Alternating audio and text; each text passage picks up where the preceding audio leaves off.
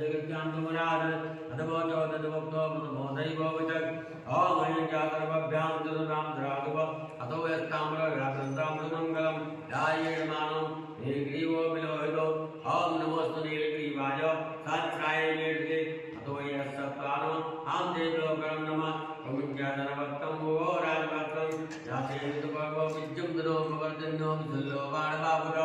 ओम यादेशं पर्वावतत्यादृष्टो नमस्काराय तादृशतवे उभाभ्यां ते नमः भावभ्यां ते धर्मणे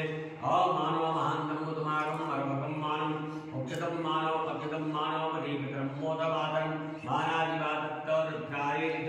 मानस्तो वेतनेयमान आयुष्मानो भूष्मानो अद्वैतं दूरीष ओम नमो हिरण्यवाहवे सदानां शान्तपतये नमो नमो